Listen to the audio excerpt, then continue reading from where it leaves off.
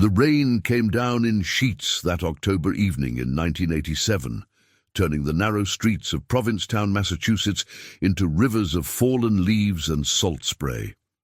The wind howled off Cape Cod Bay with a fury that rattled windows and bent the scraggly pines along Commercial Street. Most families had already shuttered their homes, knowing that nor'easters like this one could last for days. But the Hartley twins, Emma and Sarah, both 9 years old, had begged their mother to let them walk to the corner store one last time before the storm trapped them inside for the weekend. Linda Hartley stood at the kitchen window of their modest Cape Cod cottage on Bradford Street, watching the grey sky darken to charcoal. Her husband Frank was out on his fishing boat, trying to secure it at Macmillan Pier before the worst of the storm hit. She'd told the girls they could go, but only if they stayed together and came straight back. They were good girls, responsible for their age. Emma, the older twin by 11 minutes, always looked after Sarah, who was quieter, more hesitant about the world. Linda watched them disappear around the corner, their matching yellow rain slickers bright against the gloom, and felt that familiar flutter of worry that every mother knows but tries to ignore. If you're watching this story unfold, please subscribe to our channel and let us know in the comments where you're tuning in from. We'd love to hear from you as we share this haunting mystery that gripped a small coastal town for over a decade. 20 minutes passed, then 30. Linda checked the clock above the stove, its second hand moving with agonizing slowness. The store was only 3 blocks away. Even if the girls had dawdled chatting with Mr. Peterson, who ran the market, they should have been back by now. She pulled on her own raincoat and stepped out into the deluge. The wind nearly tore the door from her hands. She fought her way down Bradford Street, calling their names, but the storm swallowed her voice. At the corner store, Mr. Peterson shook his head. He hadn't seen the twins at all that evening. Linda's heart began to pound in a way that had nothing to do with the cold or the wind. By the time Frank made it home, drenched and exhausted from battling the storm at the pier, Linda had already called the police. Officer Raymond Costa, who'd known the Hartley family for years, arrived within minutes, despite the dangerous conditions. His weathered face was grave as he took down the description. Emma and Sarah Hartley, both with long brown hair, hazel eyes, wearing yellow rain slickers and blue jeans. Last seen heading toward Commercial Street at approximately 5:15 in the evening. He radioed for backup, and within an hour, despite the storm, a search was underway. The town of Provincetown rallied in the way that small communities do when tragedy strikes. Fishermen left their homes to comb the beaches, fearing the worst, that the girls might have been swept into the bay by a rogue wave. Shop owners searched their storefronts and storage rooms. Neighbors checked sheds, garages, any place 2 frightened children might have taken shelter from the storm. The Hartley cottage became a command center, filled with the crackling of police radios and the quiet tears of Linda, who sat at the kitchen table gripping cold cups of coffee she never drank. By morning, the storm had passed, leaving behind a crystalline autumn day that felt like a mockery of the darkness that had descended on the Hartley family. The girls were gone, vanished. Not a trace of those yellow slickers, not a single footprint or witness who'd seen them after they'd left their home. Frank walked the beaches until his legs gave out, searching for any sign, any clue. Linda called their names until her voice was nothing but a rasp. The police expanded the search, bringing in dogs and volunteers from neighboring towns. They dredged sections of the harbor. They interviewed everyone in Provincetown, a town of barely 3,000 year-round residents where everyone knew everyone else. Days turned into weeks, weeks into months. The FBI was called in, their agents in dark suits and serious expressions, asking the same questions over and over, looking for inconsistencies, for secrets, for anything that might explain how two 9-year-old girls could disappear from a small peninsula town with only one road leading in and out. They found nothing. No evidence of foul play, no ransom demands, no bodies. Emma and Sarah Hartley had simply vanished into the storm as if they'd never existed at all. The first year was the hardest. Linda couldn't bring herself to pack away the girls' bedroom, their stuffed animals still arranged on their beds, their drawings still taped to the walls. Frank threw himself into his fishing, going out earlier and staying later, as if the endless grey horizon might somehow hold answers the land could not provide. Their marriage, once solid as the granite foundations beneath their cottage, began to crack under the weight of grief and unanswered questions. They stopped talking about the twins in present tense. They stopped talking much at all. The second year brought a different kind of pain, the pain of the world moving on while they remained frozen in that October evening. Other families celebrated birthdays and holidays, other children grew and changed. Emma and Sarah remained forever 9 years old in the missing persons posters that still hung in the post office and the community centre. Their school photos showing gap-toothed smiles and eyes full of life that might be extinguished or might be looking out at the world from somewhere unknown. By the 5th year, most people in Provincetown had accepted that the Hartley twins were gone for good. The official investigation had gone cold, though it remained open. Officer Costa, now a detective, still stopped by the Hartley house once a month, still assured Linda and Frank that he hadn't given up. But even his visits had taken on the ritualistic quality of prayer, hopeful but no longer expectant. Linda had joined a support group for parents of missing children, making the drive to Boston twice a month to sit in a church basement with other hollow-eyed people who understood her particular species of hell. Frank had taken a job at the shipyard in addition to his fishing, working 70-hour weeks, not because they needed the money, but because he needed the exhaustion that came with physical labor, the kind of tiredness that might let him sleep without dreaming. They'd stopped celebrating their wedding anniversary. They'd stopped celebrating much of anything. Their cottage, once filled with the chaos and joy of twin girls, had become a mausoleum to lives that might have been. The 10th anniversary of the disappearance brought reporters back to Provincetown, dredging up the mystery for a new generation of true crime enthusiasts. Linda refused all interviews, but Frank spoke to a journalist from the Boston Globe, hoping that renewed attention might shake loose some forgotten detail, some witness who'd kept silent out of fear or confusion. The article ran with the headline, "Decade Later, Cape Cod Twins Still Missing." It generated tips, dozens of them, all of which led nowhere. Someone in Arizona thought they'd seen the girls at a shopping mall. Someone in Florida was certain they'd spotted them getting on a school bus. Every lead was investigated. Every lead dissolved like morning fog. What nobody knew, what nobody could have known, was that 12 years after Emma and Sarah Hartley walked into a storm and disappeared, one of them was about to come home.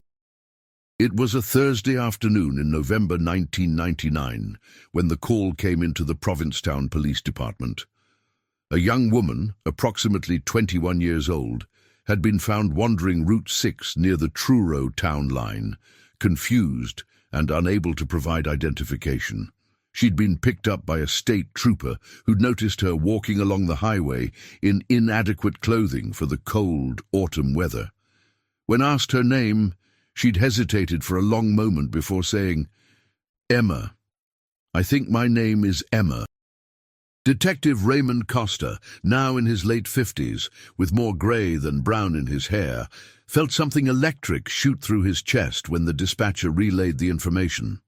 He'd worked dozens of cases since the Hartley twins disappeared, but he'd never stopped carrying their missing persons report in his desk drawer, never stopped thinking about those two little girls in yellow raincoats. He grabbed his jacket and was in his cruiser within minutes, his hands shaking slightly on the steering wheel as he drove toward the state police barracks in Yarmouth. The young woman sat in an interview room, wrapped in a blanket someone had provided, her dark hair hanging in tangles around a face that was hauntingly familiar, yet completely changed by time. Detective Costa stood outside the one-way glass for a long moment, studying her features, comparing them to the mental image he'd carried for 12 years. The shape of her eyes, the curve of her jaw. It could be her. It could absolutely be her. But he'd learned long ago not to trust hope too quickly. He entered the room slowly, carefully, as if approaching a wild animal that might bolt. "I'm Detective Costa," he said gently, settling into the chair across from her. "Can you tell me what you remember?" The young woman looked at him with eyes that held a strange blankness, as if she were looking through him rather than at him. "I was walking," she said, her voice barely above a whisper. "I don't know where I was going. I just knew I needed to walk." She pulled the blanket tighter around her shoulders. Someone stopped and asked if I needed help. I couldn't remember. I still can't remember. "What's the last thing you do remember?" Costa asked, keeping his voice calm despite the adrenaline coursing through his veins. She closed her eyes, and he could see the strain in her face as she tried to pull something, anything, from the fog in her mind. "Rain," she said finally. "I remember rain, and someone holding my hand, Sarah. There was someone named Sarah." Her eyes snapped open, wide and frightened. "I don't know who Sarah is. Why do I know that name?" Costa felt the hair rise on the back of his neck. He excused himself and stepped into the hallway, pulling out his phone with trembling fingers. He needed to call Frank and Linda Hartley, but first he needed to be sure. He arranged for a DNA test, expedited processing, and asked the state police to keep the young woman comfortable and safe while they waited for results. It would take hours, maybe a full day, but he'd waited 12 years. He could wait a little longer. The call to the Hartley house was one of the hardest things Raymond Costa had ever done. Linda answered on the third ring, her voice carrying that perpetual note of weariness that had taken up permanent residence after the twins disappeared. He told her they'd found a young woman who might be Emma, that they were running tests, that she shouldn't get her hopes up, but perhaps she should prepare herself for the possibility that her daughter had come home. The silence on the other end of the line lasted so long that Costa thought the connection had dropped. Then he heard it, a sound that was part sob, part gasp, the sound of air rushing back into lungs that had forgotten how to breathe properly. "I'm coming," Linda said, and the line went dead. Linda Hartley hadn't driven in years. After the twins disappeared, she'd developed anxiety that made it difficult to leave the house, let alone get behind the wheel of a car. But now she grabbed Frank's truck keys from the hook by the door, not even pausing to leave a note, and drove to the state police barracks in Yarmouth with a recklessness that would have terrified her under normal circumstances. Nothing about this was normal. Nothing about this was anything she'd dared to imagine in 12 years of waking up every morning to the empty bedroom down the hall. Frank was out on his boat, unreachable, which was perhaps for the best. If this turned out to be a mistake, if this young woman wasn't Emma, Linda didn't think she could survive watching hope die in her husband's eyes again. She'd seen it too many times already, with every false lead, every claimed sighting that went nowhere. But something in Detective Costa's voice had been different this time, something that made her hands shake and her heart race and her mind flood with images of a 9-year-old girl in a yellow raincoat. At the barracks, Costa met her at the entrance, his expression carefully neutral, but his eyes betraying something that looked like cautious optimism. "We're waiting on DNA results," he said, leading her down a hallway that smelled of industrial cleaner and bad coffee. "But Linda, I think you should prepare yourself. She looks like Emma. She really looks like her." They stopped outside the interview room. Through the small window in the door, Linda could see a young woman sitting at a table, staring at her hands. She had long, dark hair, the same shade Linda had brushed and braided 1,000 times when the twins were small. She had a familiar way of holding her shoulders, slightly hunched, the way Emma used to sit when she was worried about something. And when the young woman looked up, as if sensing she was being watched, Linda's knees nearly gave out. Those were Emma's eyes. 12 years older, carrying experiences Linda couldn't fathom, but unmistakably her daughter's eyes. Costa steadied her with a hand on her elbow. "Do you want to go in, or would you rather wait for the DNA results?" Linda shook her head. She'd waited 12 years. She didn't need a DNA test to tell her what her heart already knew. "Let me talk to her," she said, her voice stronger than she felt. The young woman looked up when Linda entered the room. Confusion and something else, fear maybe or hope, flickering across her face. Linda approached slowly, the way she'd approached the twins' cribs when they were babies, afraid that moving too quickly might shatter the moment like glass. She sat down in the chair across from her daughter and tried to find words that could bridge 12 years of absence. "Emma," she said softly, "is it really you?" The young woman stared at her, and Linda watched as recognition struggled to surface through whatever fog had claimed her daughter's memories. "You know me?" she asked, her voice breaking. "Please, please tell me you know me, because I don't know who I am. I don't know where I've been. I just know I needed to come back here, and I don't even know why." Linda reached across the table, moving slowly, giving Emma time to pull away if she wanted to. When her daughter didn't flinch, Linda took her hand, older now, calloused in ways it hadn't been at 9, but still achingly familiar. "You're Emma Hartley," Linda said, tears streaming down her face. "You're my daughter. You disappeared 12 years ago during a storm, and I have looked for you every single day since. And now you're here. You're really here."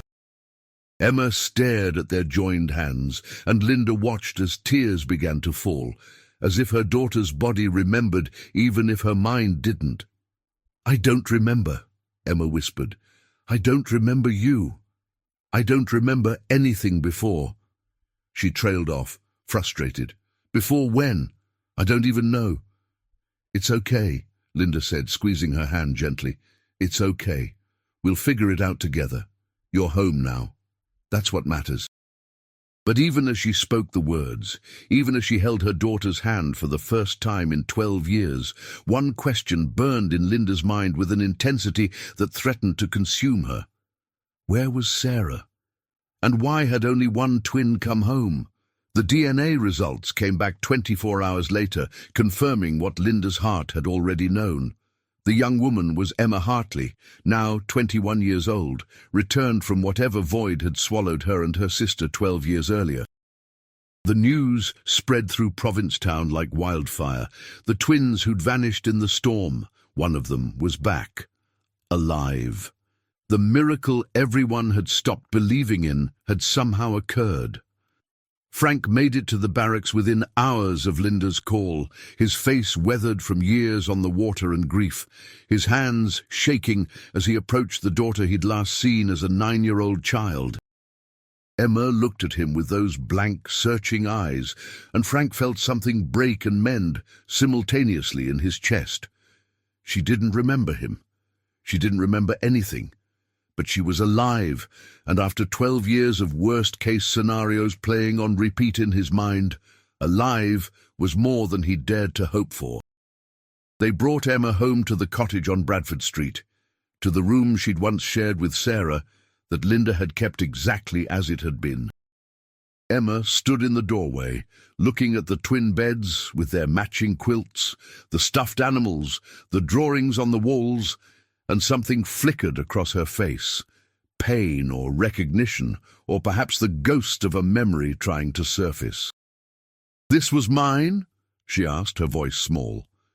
"Yours and Sarah's." Linda said softly, watching her daughter's reaction carefully. You shared this room. You shared everything. At the mention of Sarah's name, Emma's face contorted with something that looked like physical pain. She pressed her hands to her temples, closing her eyes. Sarah, she whispered. I keep seeing her, but I can't. I can't hold on to it. It's like trying to grab smoke. Over the following weeks, Detective Costa and a team of specialists worked to piece together where Emma had been for 12 years. But every avenue led to frustration. Emma had no identification when she was found. Her fingerprints weren't in any system. She couldn't describe where she'd been living or how she'd survived. Medical examinations revealed old scars whose origins she couldn't explain and evidence of malnutrition in her adolescence, but nothing that provided concrete answers about her missing years. A forensic psychologist, Dr. Sarah Chen, was brought in from Boston to work with Emma. Dr. Chen had experience with trauma-induced amnesia and believed that Emma's memories were locked away, not lost, buried under layers of psychological protection her mind had constructed around whatever horrors she'd endured. The brain does this sometimes, Dr. Chen explained to Frank and Linda in their living room while Emma slept upstairs. When trauma is too severe to process, the mind essentially walls it off. Emma's memories are likely intact, but accessing them could be dangerous if we push too hard too fast. We need to know what happened, Frank said, his voice rough. We need to know where Sarah is. I understand, Dr. Chen said gently, and we'll work toward that. But forcing Emma to remember could cause a complete psychological break. We have to let her mind heal at its own pace. But time was something the Hartley family had learned could be both infinite and cruelly finite. Every day that Emma couldn't remember was another day that Sarah remained lost, another day that the window for finding her alive grew smaller. Costa continued investigating, following every thread he could find. He tracked down surveillance footage from the Truro area, where Emma had been found, hoping to see where she'd come from. But the cameras showed her simply appearing on Route 6, as if she'd materialized from nowhere. Emma herself seemed caught between two worlds, the one she couldn't remember and the one she was struggling to inhabit. She moved through the cottage like a ghost, touching objects that should have been familiar but weren't, looking at photographs of herself and Sarah as children with the detachment of someone viewing strangers. Linda tried to be patient, tried not to overwhelm her daughter with questions or expectations, but every night she lay awake wondering what had happened to Sarah, whether her other daughter was somewhere hoping to be found, or whether she was already beyond finding. The media attention was relentless. News vans parked on Bradford Street. Reporters called at all hours, wanting interviews, wanting the story of the girl who came back. Frank installed heavier curtains and stopped answering the phone. Emma seemed frightened by the cameras, by the strangers who wanted to know where she'd been and who retreated further into silence whenever the outside world pressed too close. It was during one of her sessions with Dr. Chen, about 6 weeks after her return, that Emma had her first breakthrough. They were sitting in the small office above the bookstore on Commercial Street that Dr. Chen had rented for their work, and Emma was drawing, a therapeutic exercise Dr. Chen had suggested as a way to access memories without forcing verbal recall. Emma's pencil moved across the paper in quick, unconscious strokes, and when she finally looked down at what she'd created, she gasped. She'd drawn a house. Not the cottage on Bradford Street, but a different house, a farmhouse with a sagging porch and boarded windows, surrounded by tall grass and trees. And in front of the house, she'd drawn 2 girls, holding hands. Do you recognize this place? Doctor, Chen asked carefully, keeping her voice neutral despite her excitement.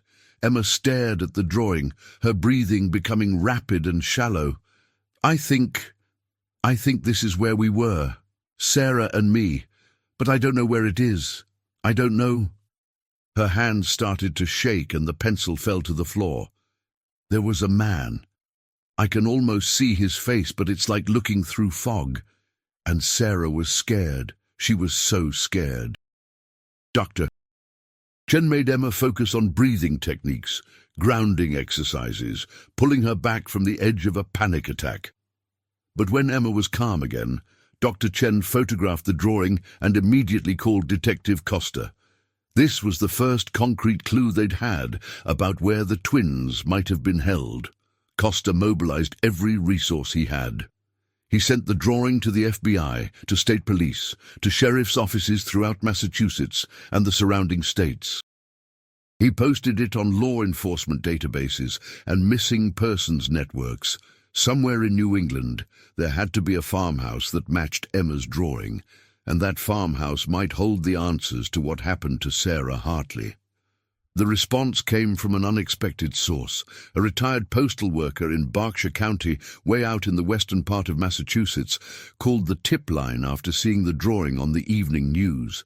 She recognized the house. It was the old Morrison place, about 5 miles outside the town of Beckett, abandoned for years.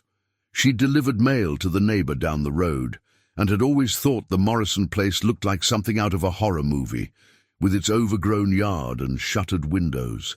She'd heard rumors that someone might be squatting there, but she'd retired 3 years ago and didn't know if that was still the case. Costa assembled a team within hours. Massachusetts State Police, FBI agents, local sheriff's deputies, they all converged on Beckett, a tiny town of less than 2,000 people nestled in the Berkshire Mountains, nearly 3 hours from Provincetown. The distance alone raised questions. How had 2 9-year-old girls ended up so far from where they disappeared? Who had taken them, and why? The Morrison farmhouse sat at the end of a rutted dirt road, exactly as Emma had drawn it, a 2-story structure with peeling paint and a porch that sagged dangerously on one side. The property was surrounded by dense woods, isolated enough that screams wouldn't carry to the nearest neighbor. As the tactical team approached, Costa felt his heart hammering against his ribs. This was it. After 12 years, they were finally going to get answers. The house was empty. The team cleared it room by room, weapons drawn, but found no one inside. What they did find made Costa's blood run cold. In the basement, accessible through a door hidden behind a stack of old furniture, they discovered a makeshift prison. 2 mattresses on the floor, thin and stained, chains bolted to the wall, their lengths calculated to allow movement around the small space, but not enough to reach the stairs. Empty food containers, a bucket in the corner that had served as a toilet. And on one wall, scratched into the concrete with what must have been a stone or a piece of metal, 2 names, Emma and Sarah. The forensics team descended on the house, collecting evidence, photographing everything, searching for DNA and fingerprints that might identify who had kept the twins prisoner in this hell. In a trash heap behind the house, they found more disturbing artifacts, children's clothing in various sizes, suggesting the twins had been held there for years as they grew. Homeschool workbooks, pristine and barely used, and most chillingly, a stack of Polaroid photographs showing Emma and Sarah at various ages, documenting their captivity. But Sarah was nowhere to be found, and whoever had held the twins in the Morrison farmhouse was long gone. The house had been empty for months, according to the layer of dust and the evidence of animal activity inside. Wherever Sarah was now, she wasn't here. The discovery that should have brought closure instead opened new, more terrible questions. If Emma had been in this house for years, how had she ended up on Route 6 in Truro? Where was Sarah? And most importantly, who had done this? Costa drove back to Provincetown with the weight of failure pressing on his chest. They'd found where the twins had been held, but they were no closer to finding Sarah or identifying their captor. He had to tell the Hartley family what they'd discovered, had to show Emma photographs of the house and hope it might trigger more memories. He didn't want to. God, he didn't want to put that girl through any more trauma. But Sarah's life might depend on what Emma could remember. When Costa arrived at the cottage on Bradford Street, he found Linda in the kitchen making tea she probably wouldn't drink, a habit she'd developed over the years of waiting and worrying. Frank was at the table, his fishing boat abandoned for the day, his hands clasped in front of him as if in prayer. Emma was upstairs, resting after another session with Dr. Chen. Costa sat down heavily and told them what his team had found. Linda's face drained of color. "She was in a basement," she whispered. "For 12 years, my babies were chained in a basement." "We don't know that they were there the entire time," Costa said, though he suspected they had been. "But yes, they were held in that house for a significant period. The evidence suggests years, not months." Frank stood up abruptly, his chair scraping against the floor. "Then whoever did this had them the whole time. While we were searching, while the FBI was investigating, they were 3 hours away in a basement in the Berkshires." His voice cracked. "Why didn't we find them? How did we miss this?" "Frank, there was no way to know. The Morrison property isn't visible from any main road. The owner died in 1985, and the property has been in probate hell ever since. There was no connection to Provincetown, no reason for anyone to look there." Costa rubbed his face, feeling every one of his 57 years. "But now we know. And now we can work backward, figure out who had access to that property, who might have taken the girls." They decided to wait until morning to show Emma the photographs from the Morrison house, to give her one more night of relative peace before forcing her to confront the reality of her captivity. But Emma, it turned out, had been listening from the top of the stairs. She came down slowly, her face pale but determined. "I need to see," she said. "I need to remember. For Sarah." Costa spread the photographs on the kitchen table carefully, watching Emma's face for any sign that this was too much, that they needed to stop. Emma picked up a photo of the basement, her hands trembling slightly. She stared at it for a long moment, and Costa saw something shift in her expression, recognition and horror mixing together. "I remember the chains," she said softly. "We were so cold at night. Sarah would curl up next to me and we'd try to keep each other warm." As she set down that photo and picked up another, this one showing the exterior of the house. "He told us we were too far from anyone who could hear us scream. He said if we tried to run, we'd just die in the woods." Her voice was flat, emotionless, as if she were reading from a script rather than recounting her own nightmare. "Who, Emma?" Costa asked gently. "Who told you that?" She closed her eyes, and he could see her struggling, fighting through the fog in her mind. "I can't see his face. He's just a shape, a voice. He was tall, I think, and he smelled like cigarettes and something else, motor oil maybe." She opened her eyes, frustrated tears starting to fall. "Why can't I remember his face? How can I remember being cold and scared but not the face of the person who did this to us?" "The mind protects us in strange ways," Dr. Chen said. She'd arrived shortly after Costa, called by Linda, who'd sensed this conversation would require professional support. "You're remembering more every day. The face will come."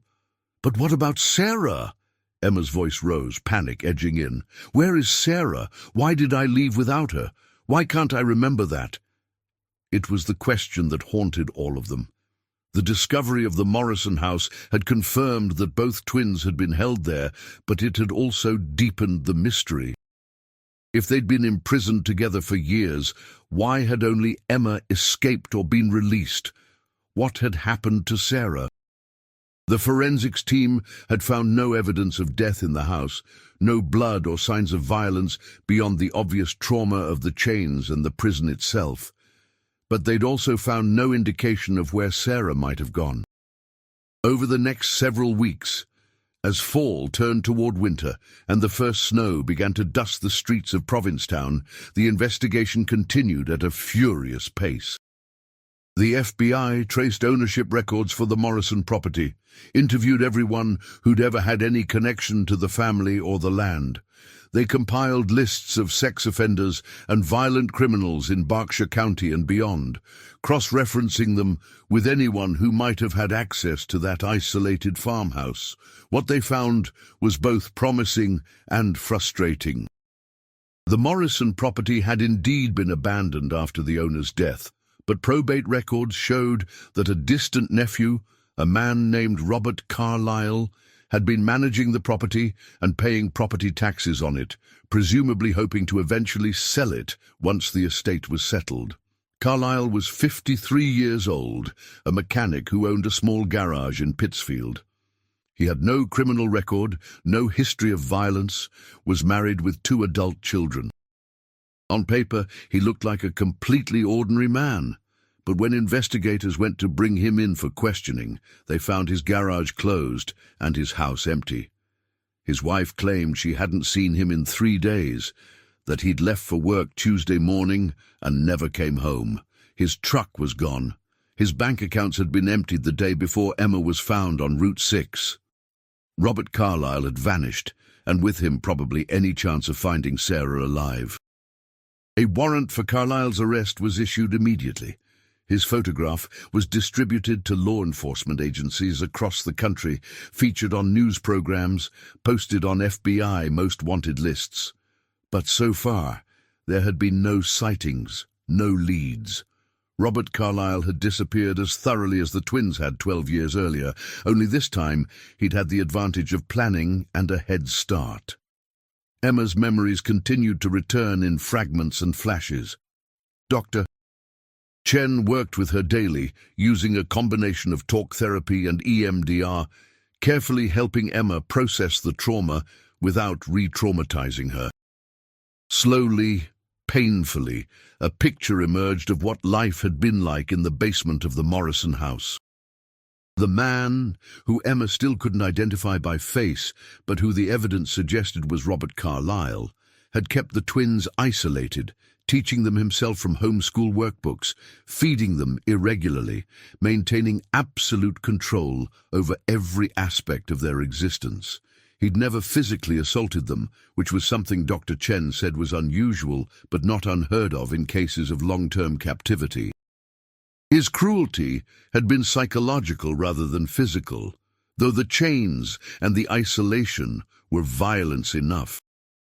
He said we were his daughters, Emma told Dr. Chen one afternoon, the words coming out haltingly as if each one cost something to speak. He said our real parents didn't want us anymore, that they'd sold us to him. I believed him when I was little. Sarah did too. But as we got older, she trailed off, staring at her hands.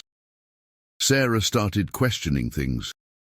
She'd ask why we never went outside, why we couldn't go to real school, why everything he told us about the world seemed wrong, and he got angry when she questioned him. What did he do when he got angry? Dr. Chen asked carefully. Emma's face hardened. He took things away. Food, mostly. Or he'd separate us, put one of us in a different room for days at a time. That was the worst part. Being alone, not knowing if Sarah was okay. She looked up at Dr. Chen, her eyes haunted. I think that's why I can't remember her leaving. I think my mind is protecting me from whatever happened, because it's worse than anything else. Worse than the chains or the hunger or the fear. Linda struggled with her own complicated emotions during this time. She had Emma back, which was more than she'd dared to hope for in 12 years. But watching her daughter struggle with recovered memories, seeing the trauma etched in every tense movement and fearful glance, was its own kind of agony.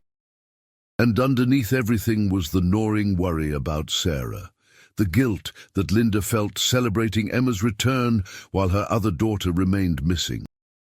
It felt like a betrayal, like she was choosing one twin over the other, even though intellectually she knew that made no sense. Frank dealt with his emotions the way he always had, through work and silence. He'd returned to his fishing boat, going out in weather that other captains avoided, pushing himself to the point of exhaustion. Linda knew he was trying not to fall apart, trying to be strong for Emma, but she also knew her husband well enough to recognize that he was drowning in his own way, pulled under by currents of rage and helplessness and survivor's guilt that he couldn't articulate. The marriage that had been strained for 12 years now existed in a strange state of suspended animation. They were united in their love for their daughters and their determination to find Sarah, but the years of grief had carved canyons between them that couldn't be bridged overnight, just because Emma had come home. They slept in the same bed but rarely touched. They shared meals but rarely talked about anything substantive. They existed parallel to each other rather than together, two people orbiting the same tragedy but unable to find their way back to each other. It was Emma who finally forced a change. One evening in early December, as the three of them sat in the living room pretending to watch television, Emma spoke up suddenly. "You're both so sad," she said, looking between her parents. "I'm home, and you're both still so sad." Linda felt tears sting her eyes. "Oh, sweetheart, we're not sad. We're grateful. We're so grateful you're here." "But you're thinking about Sarah," Emma said. It wasn't a question. "You're wondering why I'm here and she's not. I wonder that too. Every single day I wonder why I got out and she didn't." Frank leaned forward, his elbows on his knees, his voice rough when he spoke. "That's not your fault, Emma. Whatever happened, whatever reason you're here and she's not, that's not on you. That's on the monster who took you both." Emma nodded, but her expression suggested she didn't believe him. "I'm remembering more," she said quietly. "Doctor, Chen says it's good, that it means I'm processing the trauma, but the more I remember about being there, the less I remember about getting out. It's like there's a wall in my mind and I can't get past it."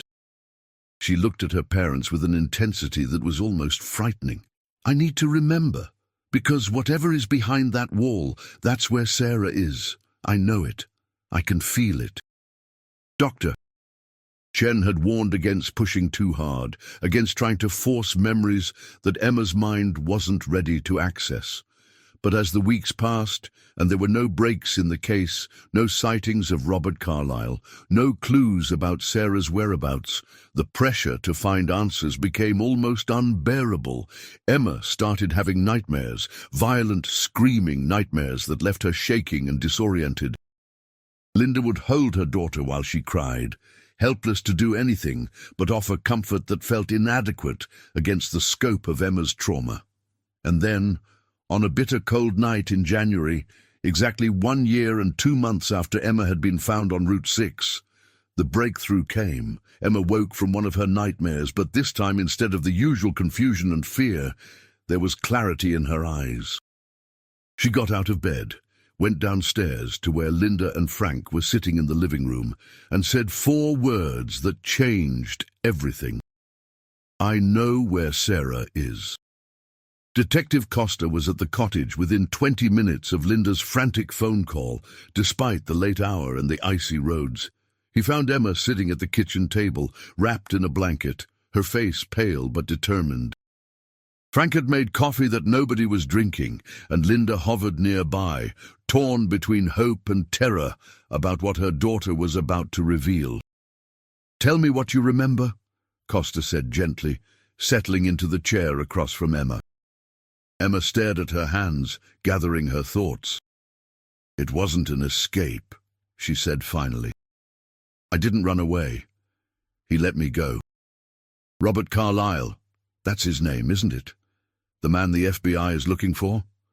She looked up at Costa, who nodded.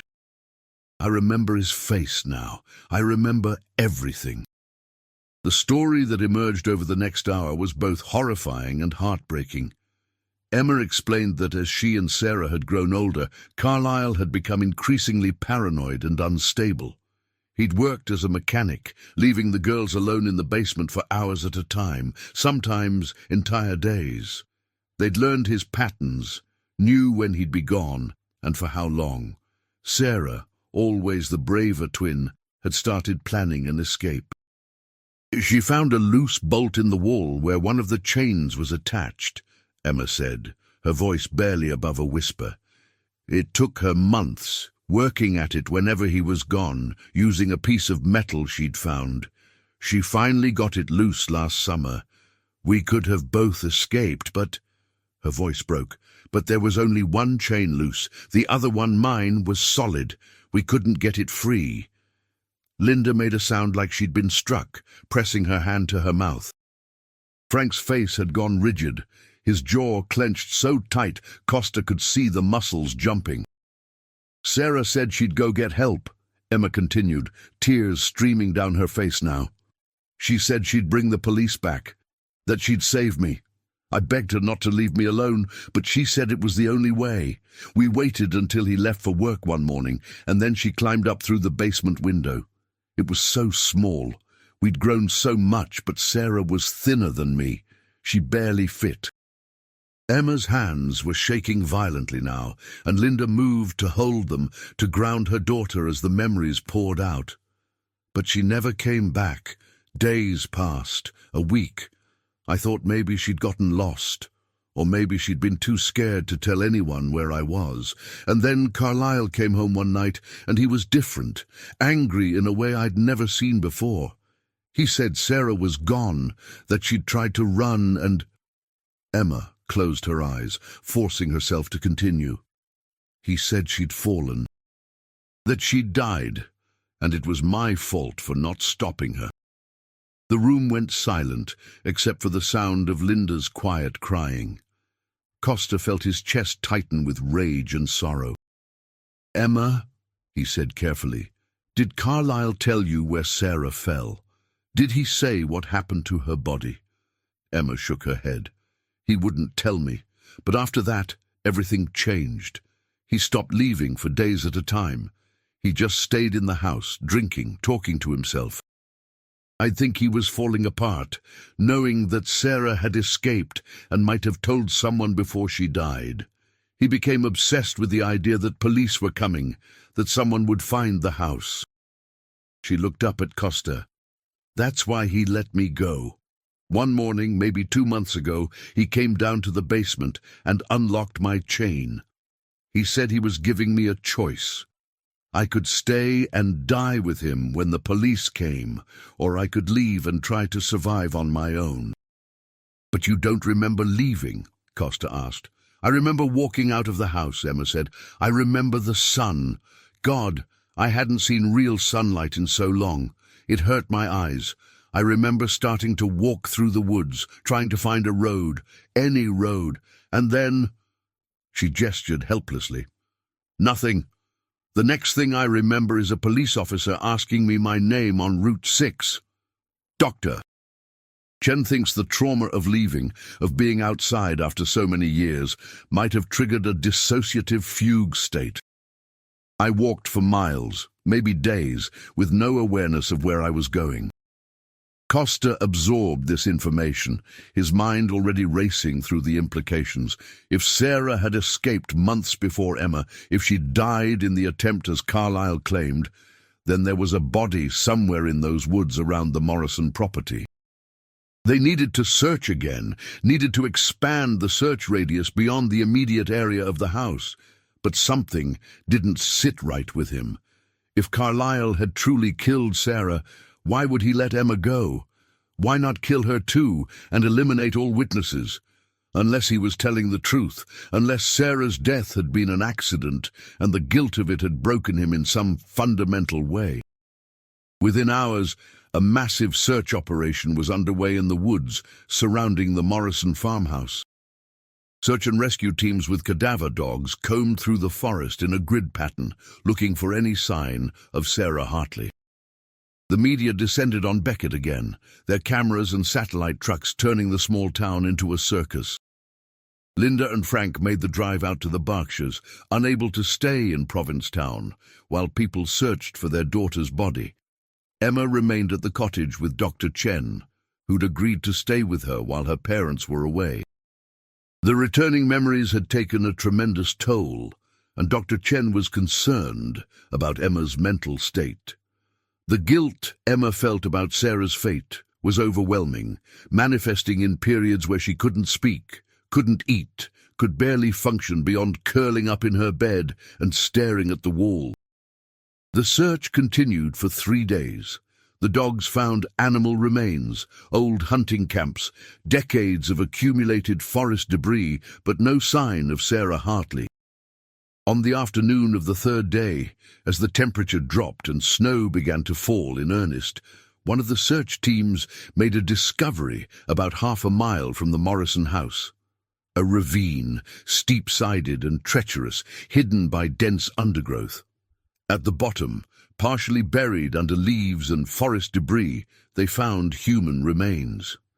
The forensic anthropologist who examined the bones at the scene estimated they'd been there for several months. The skeleton was small, consistent with a young adult female, and wrapped around one of the finger bones was a ring, a simple silver band that Linda had given the twins for their 9th birthday, just 2 weeks before they'd disappeared. Detective Costa had to make another terrible phone call to the Hartley family. He found Frank and Linda at a motel in Pittsfield, waiting for news, and he saw the hope die in their eyes the moment they saw his expression. "We found her," he said simply, because there was no gentle way to deliver news like this. "I'm so sorry. We found Sarah." Linda collapsed into Frank's arms, and for the first time in 12 years, Costa saw Frank Hartley break completely, saw this strong, stoic man who'd endured more than any person should have to endure, finally surrender to his grief. They cried together, holding each other in that cheap motel room while snow fell outside, and the world continued turning, indifferent to their pain. The forensic examination confirmed that the remains were Sarah Hartley's, matched through DNA comparison to samples from Frank and Linda. The medical examiner determined that Sarah had died from injuries consistent with a fall, broken neck, fractured skull, massive trauma that would have been instant and, the examiner assured them gently, painless. She'd been dead for approximately 6 months, which aligned with Emma's memory of when Sarah had attempted to escape.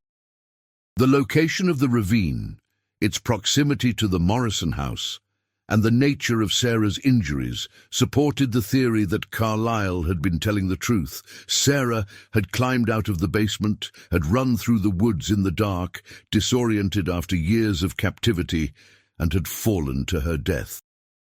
It was a tragic accident, the ultimate cruel irony that Sarah's bid for freedom had ended mere minutes after it began. But Costa wasn't entirely convinced. Something about the positioning of the body bothered him, details that the forensic team couldn't quite explain. The ravine was difficult to access, yes, but someone running blind through the woods would have had to make several specific wrong turns to end up there. It was possible, but it nagged at him in the way unsolved elements of a case always did. The news of Sarah's death devastated Emma in ways that even Dr. Chen hadn't fully anticipated. Emma stopped speaking entirely for 2 weeks, existing in a state of catatonic withdrawal that required hospitalization. Dr. Chen stayed by her side, working with psychiatric staff at Cape Cod Hospital to keep Emma stable and safe. There was real concern that Emma might hurt herself, that the guilt and grief might be more than she could survive. Linda and Frank brought Sarah home to Provincetown for burial. The funeral was held at St. Mary of the Harbour, the small Catholic church where the twins had been baptized as infants. The entire town turned out, filling the church to capacity and spilling out onto the street.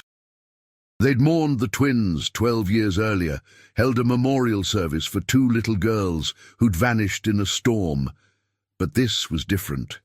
This was final. This was the end of hope. Emma was released from the hospital the day before the funeral, fragile but functional. She stood between her parents at the graveside service, staring at the casket that held what remained of her twin sister, and Costa, watching from a respectful distance, saw something shift in her expression. The blank withdrawal was gone, replaced by something harder, colder. It worried him.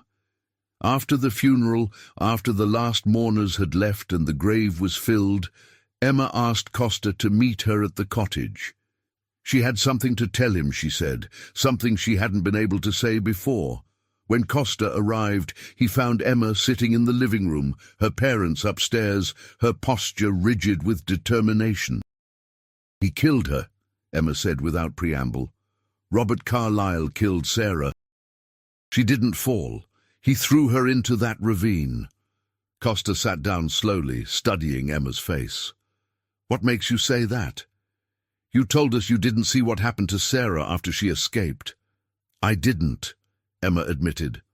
"But I've been thinking about everything Carlyle said, everything he did in those last weeks before he let me go. He was obsessed with Sarah. He kept talking about her like she'd betrayed him, like she'd committed some unforgivable sin by trying to leave. And then one night, maybe a week before he freed me, he came down to the basement drunk and he said something." She paused, her jaw tight. "He said, 'Your sister thought she could run from me. I showed her what happens to ungrateful daughters who try to leave.'" Emma, that could have been referring to the fall. He could have been speaking metaphorically about fate or consequences. "No." Emma's voice was sharp, cutting. "I know what I heard. I know what he meant. He was too specific, too proud. He killed her, Detective Costa, and then he threw her body in that ravine to make it look like an accident." She leaned forward, her eyes burning with an intensity that made Costa's skin prickle. "And I need you to prove it. I need you to make sure he can't claim it was an accident, that he can't get away with what he did to us." Costa wanted to tell her that without Carlyle in custody, without more evidence than the pattern of injuries on Sarah's remains, proving murder versus accidental death would be nearly impossible. But looking at Emma's face, seeing the desperate need for justice in her eyes, he couldn't bring himself to extinguish that hope. "I'll look into it," he promised. "I'll review everything again with fresh eyes." He did. Over the next month, Costa became obsessed with the case in ways that probably weren't healthy for a man nearing retirement. He reviewed every photograph from the Morrison house, every piece of evidence collected from the woods, every frame of Sarah's autopsy photos. He consulted with forensic experts and biomechanics specialists, trying to determine if Sarah's injuries could have been caused by something other than a fall. What he found was frustrating in its ambiguity. Some experts agreed with the medical examiner that the injuries were consistent with a fall. Others noted that the same injuries could have been caused if someone had struck Sarah from behind and then thrown her body into the ravine post-mortem. Without more evidence, without Carlyle's testimony, there was no way to know for certain. But Costa did find something else, something that the initial investigation had missed. In going through Carlyle's financial records more thoroughly, he discovered that Carlyle had taken out a large life insurance policy on himself 3 weeks before Emma had been found on Route 6. The beneficiary was listed as his wife, but there was a handwritten note in the file that said, "For the daughter who survived." It was cryptic, possibly meaningless, but it suggested premeditation, planning for what would happen after he disappeared. More digging revealed that Carlyle had a sister living in Nova Scotia, Canada. She was elderly, in poor health, and when Canadian authorities contacted her, she initially claimed she hadn't heard from her brother in years. But when pressed, when told that cooperation might mean the difference between life and death for potential future victims, she admitted that Robert had called her once, about 2 months ago. He'd asked if he could stay with her for a while, said he was in some trouble and needed to disappear. She'd refused, frightened by how strange he'd sounded. But she'd given him the name of a friend who rented cabins in rural New Brunswick. No questions asked. Costa coordinated with Canadian authorities, and within a week they'd located Carlyle in a hunting cabin about 50 miles from the US border. He didn't resist arrest. He'd been living alone, drinking heavily, waiting for something, perhaps for the courage to end his own life, perhaps for the inevitable moment when law enforcement would find him. When Mounties entered the cabin, they found him sitting at a small table with a bottle of whiskey and a handgun, both within easy reach. He looked up at them with hollow eyes and said, "I've been expecting you."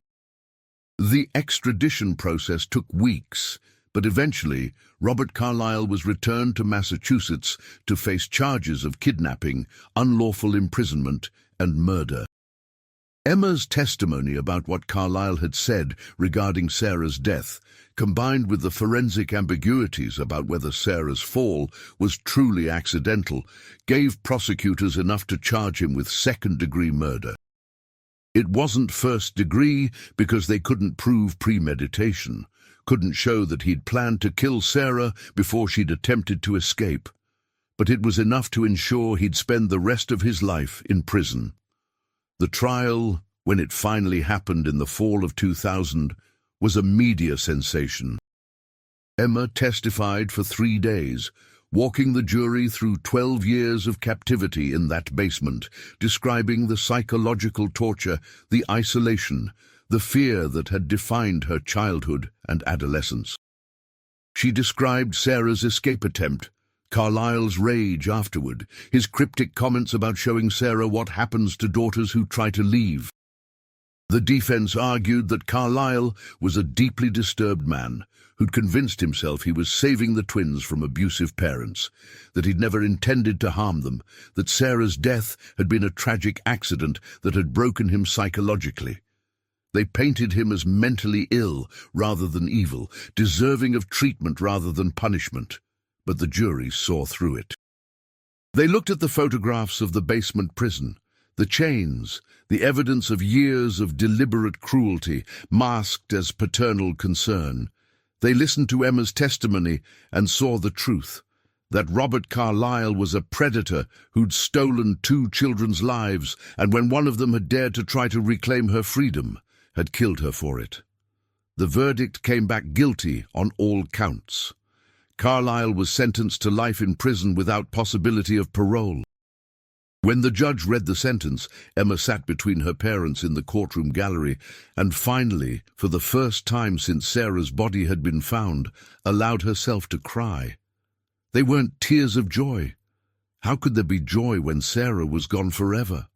But they were tears of relief, of closure, of the knowledge that the man who destroyed their family would never hurt anyone else again.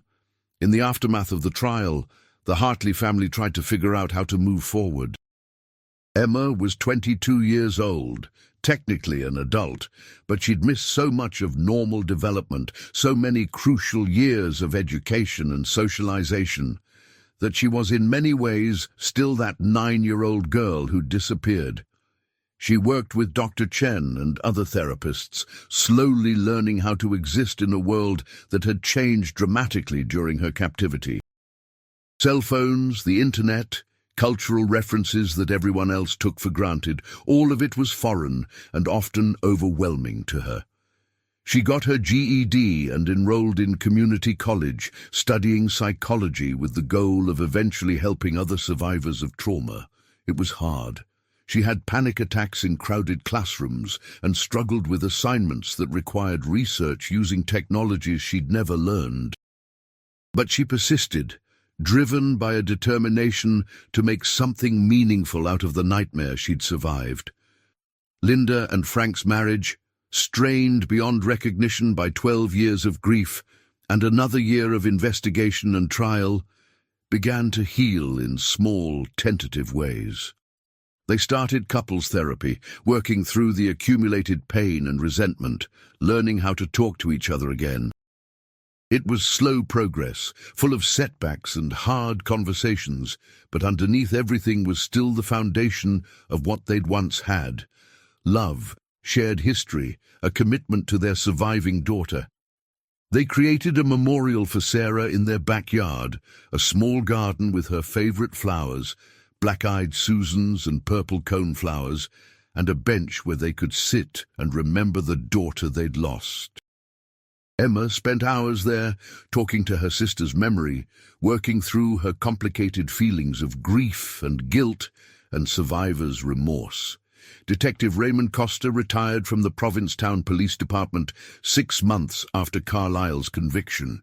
He'd solved the case that had haunted him for 13 years, had brought a monster to justice, and given the Hartley family as much closure as was possible. But he knew that some cases never really close, that some investigations live in your bones long after the paperwork is filed away. He stayed in touch with the Hartleys, checking in periodically, becoming something like an honorary uncle to Emma. Years passed. Emma graduated from community college and transferred to UMass Boston to complete her bachelor's degree. She met a young man in one of her classes, someone patient and kind who didn't press her for details about her past until she was ready to share them. They dated slowly, carefully, and Emma learned that she could trust again, could open her heart to someone new without betraying Sarah's memory. Linda went back to work, getting a job at the Provincetown Library, finding solace in books and quiet routine. Frank scaled back his fishing, taking on a partner and spending more time at home. They renewed their wedding vows on their 30th anniversary, standing on the beach at sunset, with Emma as their only witness, promising to love each other through whatever came next. The cottage on Bradford Street, once a place of such sorrow, slowly transformed back into a home. They repainted the twins' bedroom, not erasing the memory, but updating it, making it into a space that honored both the children who'd once lived there and the young woman Emma was becoming.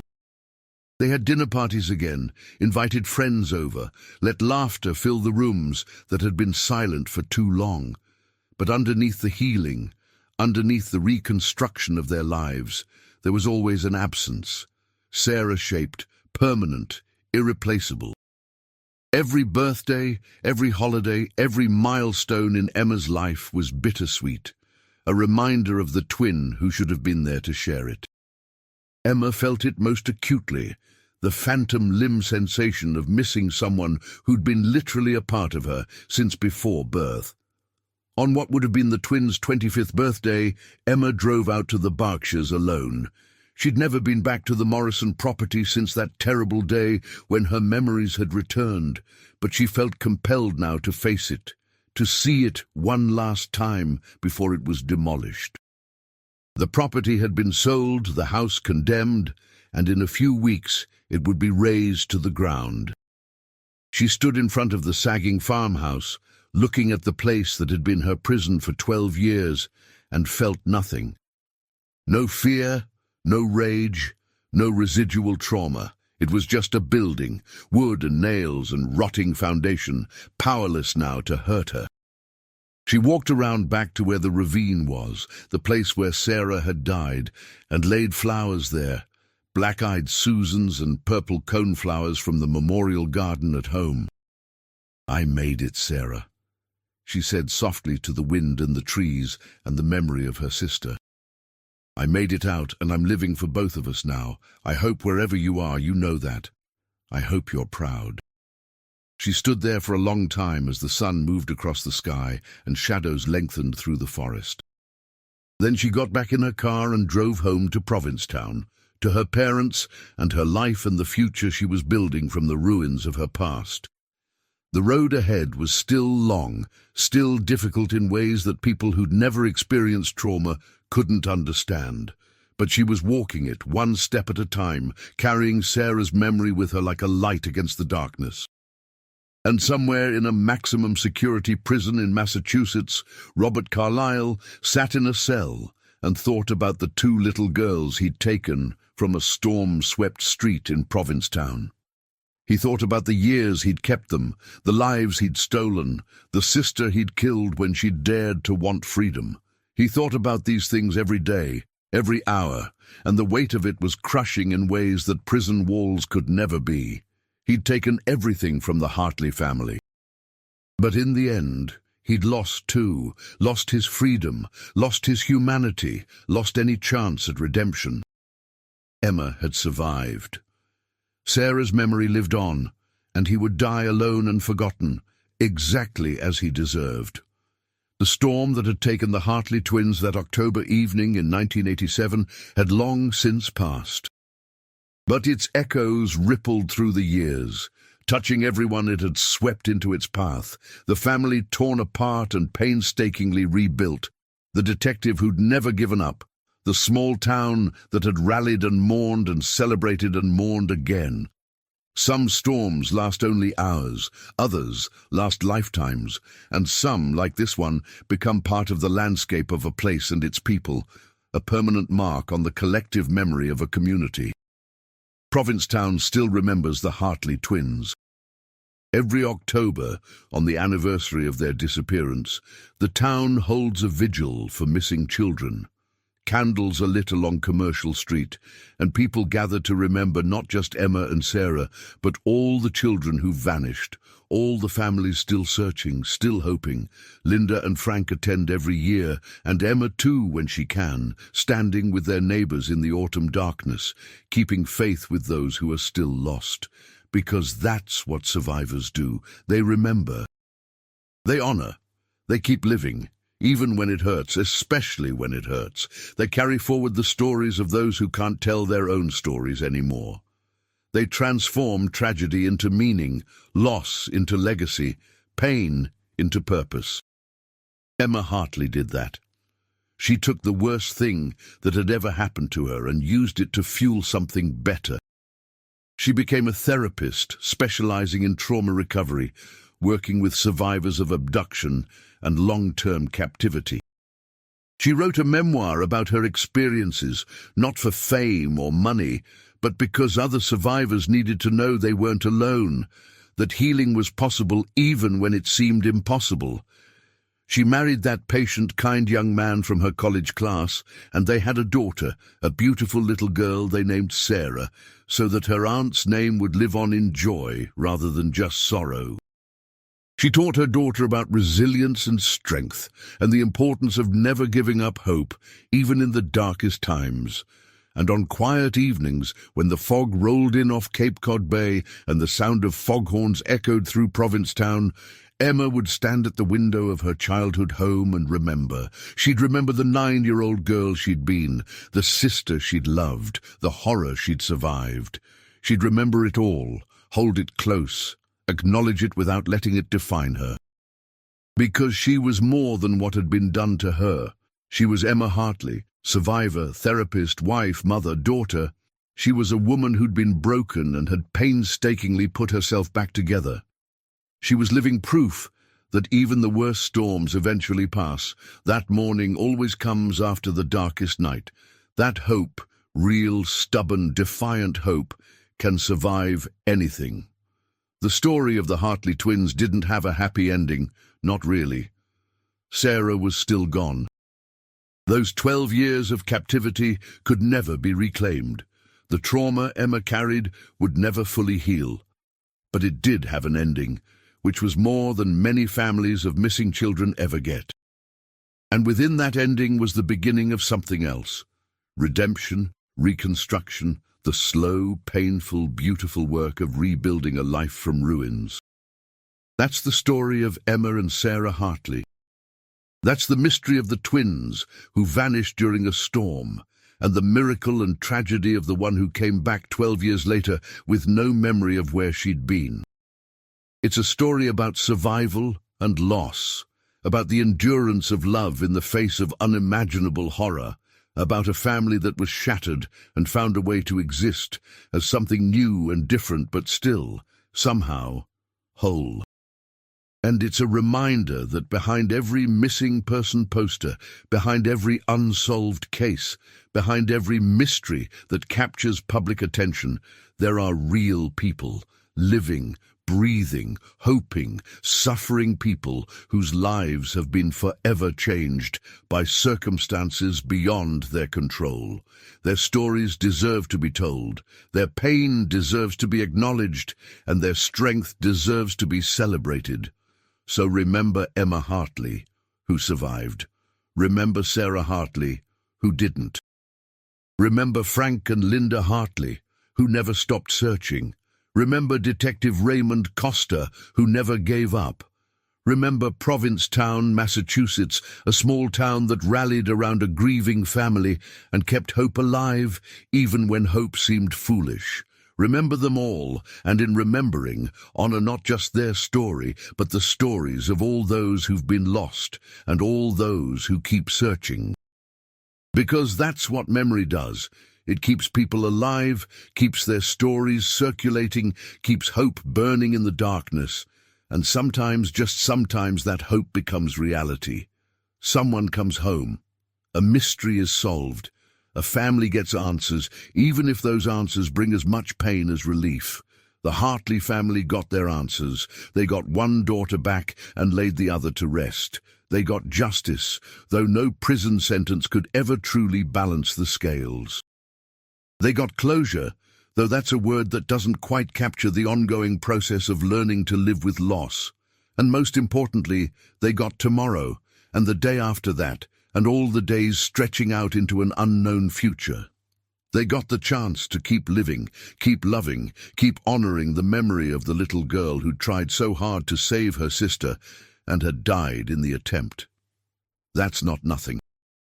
In a world where so many stories of missing children end without resolution, that's actually everything. This is where the story ends, not with perfect happiness, but with hard-won peace, not with all questions answered, but with the most important ones resolved, not with the past erased, but with a future that's possible again. Emma Hartley sits in her office in Boston, listening to a client describe their own trauma, offering the hard-earned wisdom of someone who's been to hell and found her way back. Frank and Linda Hartley tend the garden in their backyard, touching the petals of black-eyed Susans and remembering. And somewhere in memory and in the hearts of those who loved her, Sarah Hartley remains forever 9 years old, forever brave, forever missed. The storm has passed. The dawn has come.